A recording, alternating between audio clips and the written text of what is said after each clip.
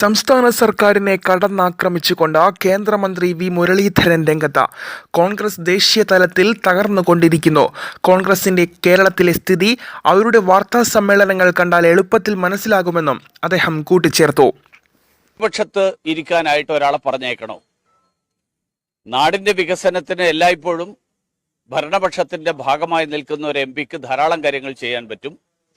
അതുകൊണ്ട് ഈ പ്രദേശങ്ങളിലെ ജനങ്ങൾ രാജീവ് ചന്ദ്രശേഖർജിക്ക് അനുകൂലമായിട്ട് തിരുവനന്തപുരത്തും ആറ്റിങ്ങലിൽ ഭാരതീയ ജനതാ പാർട്ടിയുടെ സ്ഥാനാർത്ഥിക്ക് അനുകൂലമായും വോട്ട് ചെയ്യും എന്നുള്ള പ്രതീക്ഷയാണ് എനിക്കുള്ളത്.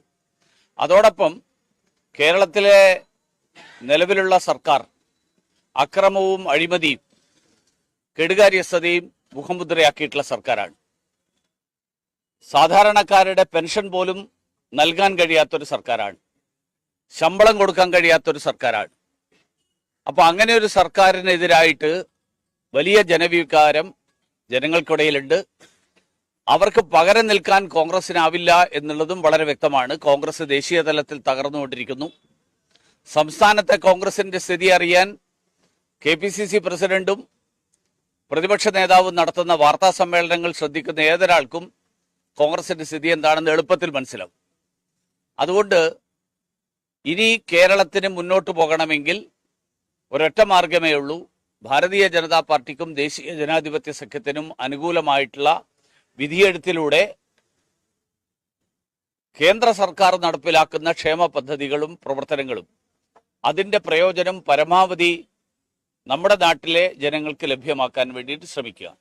ഈ ഒരു സാഹചര്യത്തിലാണ് തെരഞ്ഞെടുപ്പ് നടക്കുന്നത്. അതുകൊണ്ട് തന്നെ പ്രധാനമന്ത്രി പ്രഖ്യാപിച്ച ഈ തെരഞ്ഞെടുപ്പിൽ BJP ഇരട്ടയക്കം സീറ്റുകളുടെ കാര്യത്തിൽ നേടും എന്നുള്ളത്, അത് പ്രാവർത്തികമാക്കുക എന്നുള്ളതാണ് BJPയുടെ ലക്ഷ്യം. കേന്ദ്ര സഹായമായ 14,000 കോടി ലഭിച്ചിട്ട് പോലും ഈ പെൻഷൻ അടക്കം കൊടുക്കുന്ന ഇതുവരെ CPM-ന്റെ ഭാഗത്തുനിന്ന് സർക്കാരിന്റെ ഭാഗത്തുനിന്ന് ഒരു നടപടി ഉണ്ടായിട്ടില്ല. അത് എങ്ങനെയാണ്? അല്ല, കേരളത്തിന് കേന്ദ്രം നൽകാവുന്ന അർഹതയിൽപ്പെട്ടതും അർഹതയ്ക്കപ്പുറത്തുള്ളതും ആയിട്ടുള്ള എല്ലാ കാര്യങ്ങളും നൽകിക്കൊണ്ടിരിക്കുകയാണ്. പക്ഷേ സംസ്ഥാന സർക്കാരിന്റെ മുൻഗണന, ആ മുൻഗണന ഏതിലാണ് എന്നുള്ളത് ഇപ്പോഴും വ്യക്തമല്ല. കാരണം 1,600 രൂപ പെൻഷൻ കൊടുക്കാനില്ലാത്തതിന് പെൻഷൻ കൊടുക്കാനില്ല എന്ന് പറയുന്ന ആളുകൾ നീന്തൽക്കുളം നവീകരിക്കാൻ, ലിഫ്റ്റ് വെക്കാൻ, മുഖാമുഖം നടത്താൻ ഒക്കെ ലക്ഷങ്ങൾ ചെലവാക്കുകയാണ്. മരപ്പട്ടി മൂത്രമൊഴിച്ചു എന്ന് പറഞ്ഞപ്പോൾ 45 ലക്ഷം രൂപയാണ് അനുവദിച്ചത് ക്ലിഫ് ഹൗസ് നവീകരിക്കാൻ. അപ്പോൾ മരപ്പട്ടി പോലും മൂത്രമൊഴിച്ച് പ്രതിഷേധിക്കുന്ന അവസ്ഥയിലാണ് ഇപ്പോൾ കേരളം നിൽക്കുന്നത്.